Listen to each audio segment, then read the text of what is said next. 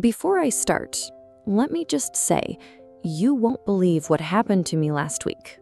I'm still trying to understand it myself. Sometimes life catches you so off guard that even your own heart hesitates, not knowing whether to beat faster or stop entirely.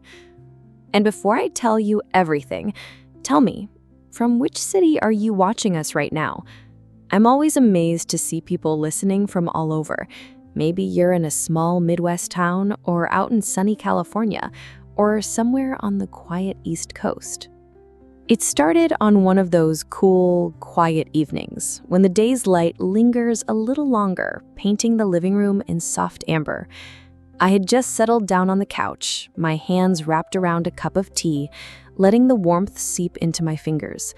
The house was still, except for the low hum of the fridge and the occasional creak of the old wooden floorboards. That's when Daniel came in. My son, my grown son. He's in his 30s now. Tall, broad-shouldered, with the kind of presence that fills a room before he even speaks. We've always been close, not just mother and son, but friends, confidants. We've had our share of disagreements, of course, but we always find our way back. He sat beside me, close enough that I could feel the faint brush of his sleeve against my arm. He didn't say anything at first, just stared ahead, like he was lost in thought. I was about to ask him if something was wrong when he leaned in slightly, his breath warm against my ear, and whispered, "I need you." My heart skipped. His voice was low, almost fragile, like the words cost him more than he wanted to admit. I turned to him, searching his face, but he didn't look at me right away. He just stared at the floor, his jaw tightening. "What do you mean?" I asked softly. Finally, he lifted his eyes to mine. There was something there I couldn't quite name. Urgency, sadness, maybe even fear. He ran a hand over his face, exhaling slowly. "It's not what you think," he almost read my mind. I can't talk to anyone else about this." The air between us seemed to thicken. My mind was racing, trying to piece together what could make him this way. Daniel has always been independent, stubbornly so. For him to say he needed me was unusual. He ran a hand over his face, exhaling slowly. "It's about something I've been feeling lately, something I can't shake. I don't even know if I'm making sense." I reached over, covering his hand with mine. "I'm making sense to me," I said, my voice steady, even though inside I felt a knot tightening. That's when he started to explain, haltingly at first, then with more flow, about a situation at work that had spiraled into something heavier. A colleague, an impossible deadline, a growing sense that he was losing control of more than just his schedule. But as he spoke, I realized it wasn't just about work. It was about him, about feeling lost, disconnected, like the ground beneath him wasn't as solid as it used to be. We sat there for a long time, his words weaving between moments of silence. The sun slipped lower, shadows stretching across the room until we were sitting in the gentle glow of a single lamp.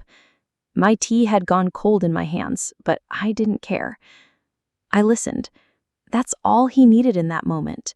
Not advice, not solutions, just someone to hear him without judgment. And maybe, without him realizing it, I needed it too. When he finally fell quiet, I could see a bit of the weight lift from his shoulders. He looked at me then, really looked, and I saw my boy again, the same one who used to run to me with scraped knees and tearful eyes, trusting I'd make it all better.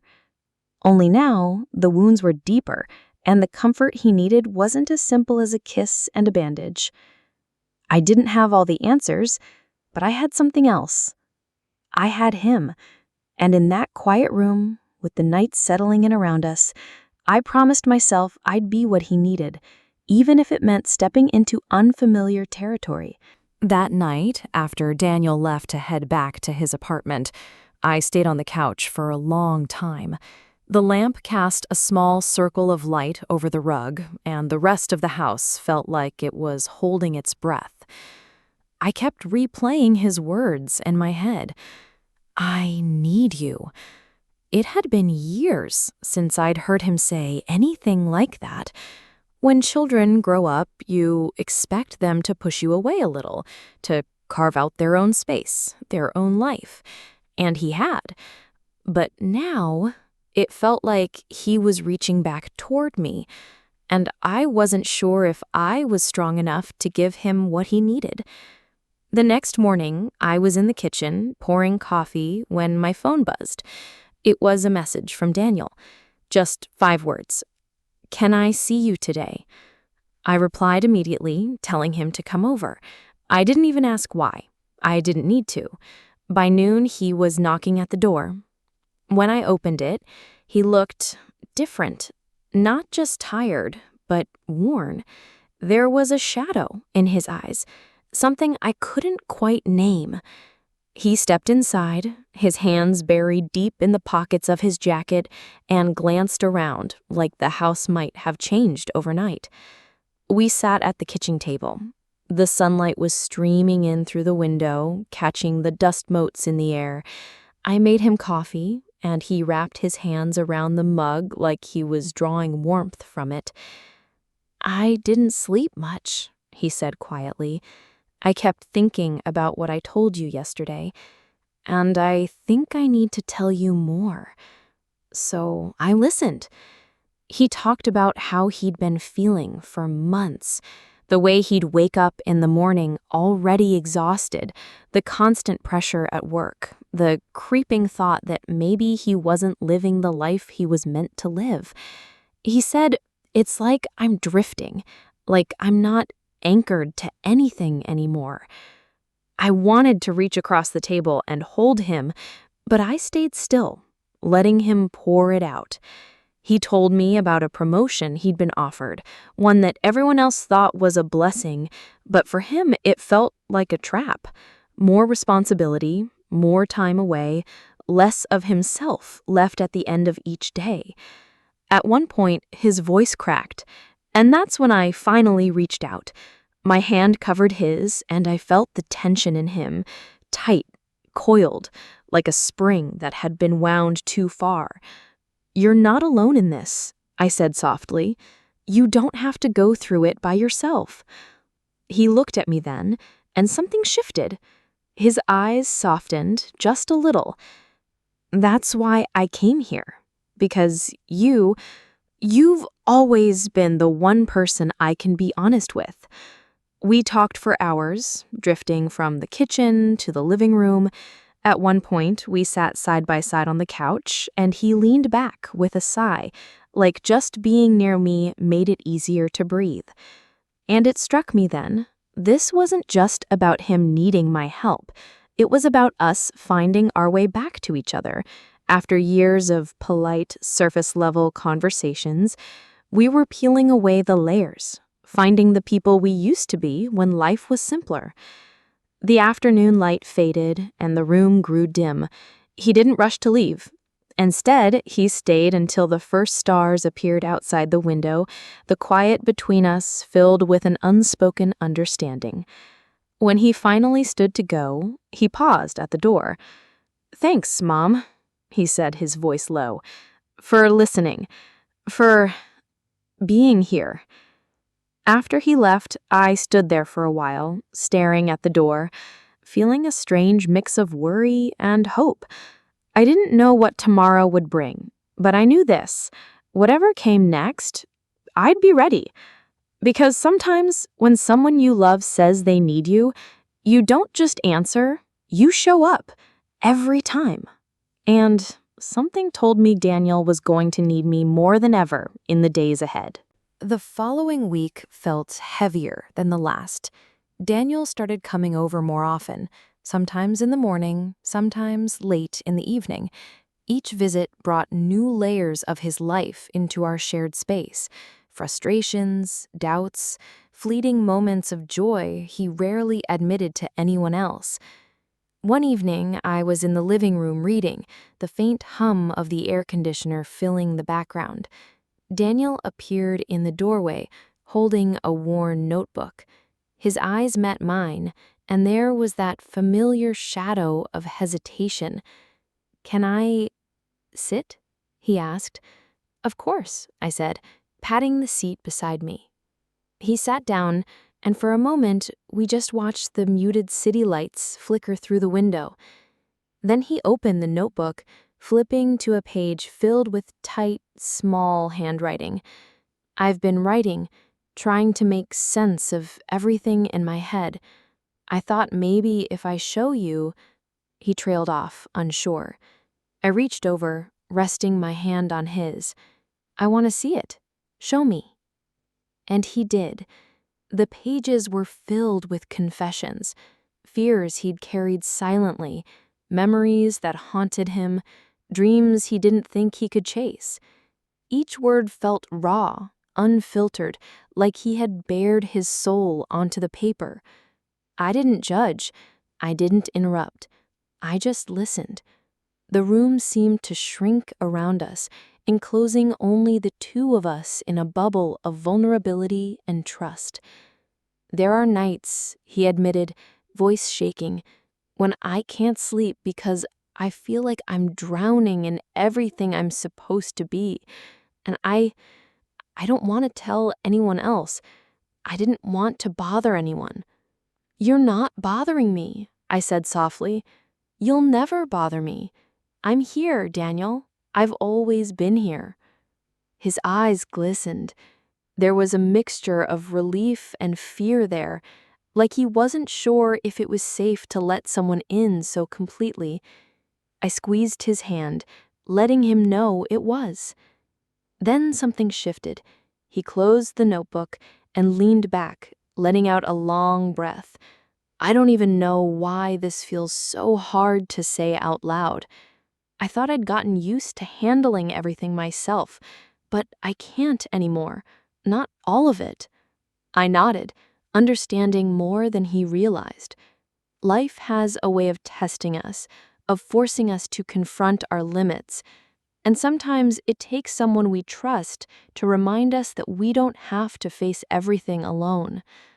We sat there in silence for a while, simply existing in the same space, sharing that unspoken bond. There was no rush, no expectation, just the presence of someone who truly cared. Finally, he looked at me and smiled, a small, tentative smile, but one that carried years of suppressed emotion. "Thank you," he said again, his voice steady this time, "for letting me be me, even when it's messy.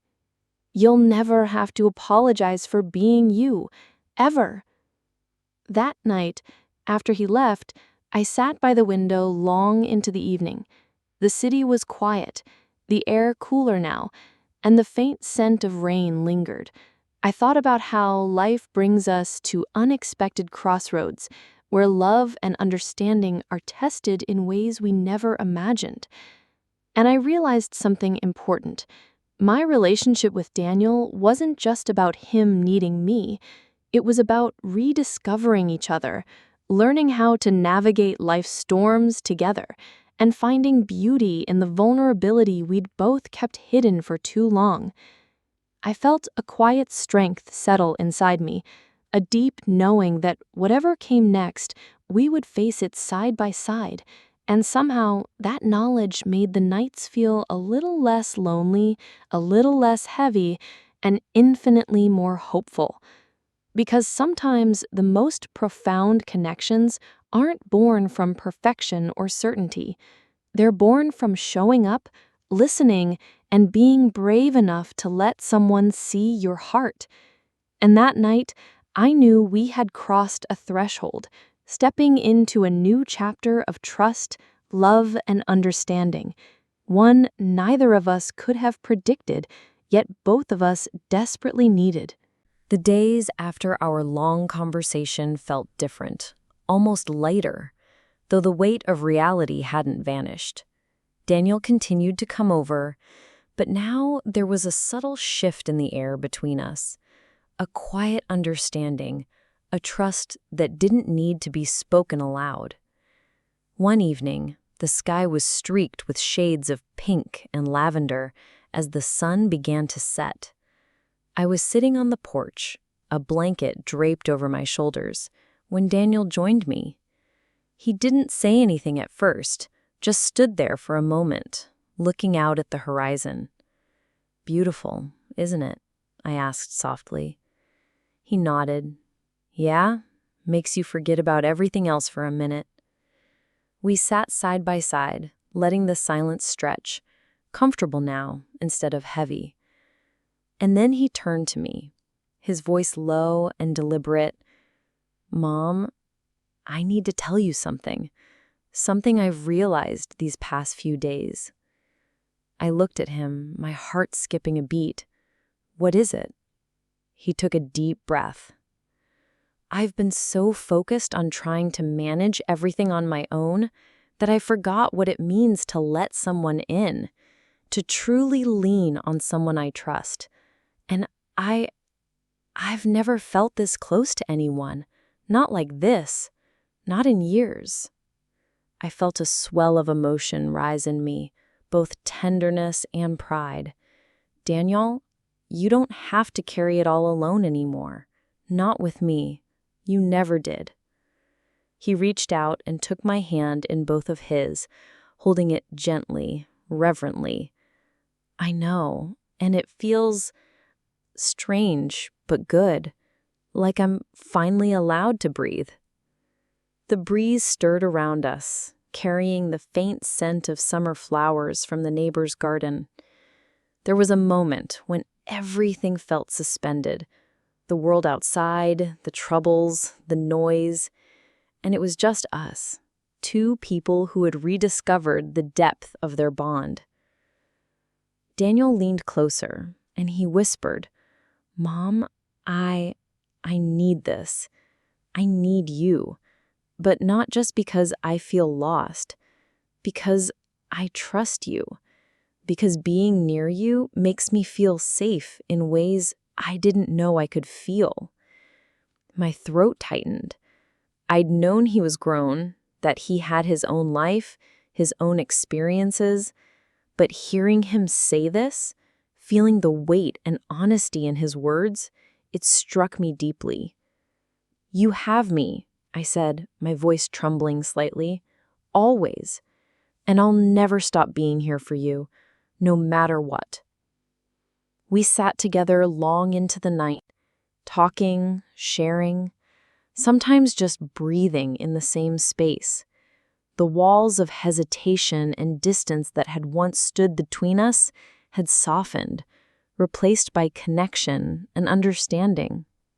By the time the moon rose high and the porch lights cast a gentle glow, I felt something settle inside me, a profound sense of peace.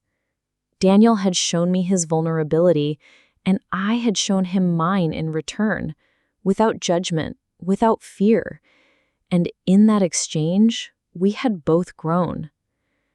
As he left that night, he hugged me tightly, and for a moment, I didn't want to let go. I could feel the quiet gratitude in his embrace, the unspoken acknowledgement that we had crossed a threshold together. After he closed the door behind him, I stayed on the porch for a while longer, looking up at the stars. I thought about how life sometimes surprises us, placing people in our path at the right time, demanding that we open our hearts in ways we never imagined. And I realized that moments like these, unexpected, emotional, deeply human, are what make life meaningful. The courage to trust, to show up, to listen, and to simply be there for someone you love, that is where the true magic lives. I went inside and sat back on the couch, feeling the warmth of the room around me. Daniel had come to me lost, unsure, and in need. But in the process, we had both discovered something precious. That love isn't always grand gestures or dramatic confessions. Sometimes it's the quiet moments, the shared silences, and the simple act of showing up completely, without reservation. And as I finally rested my head back against the cushions, I knew that this bond, this understanding, would stay with us both, a guiding light through whatever storms might come next. Because sometimes the heart recognizes what it needs before the mind even understands. And in that recognition, we find not only each other, but ourselves.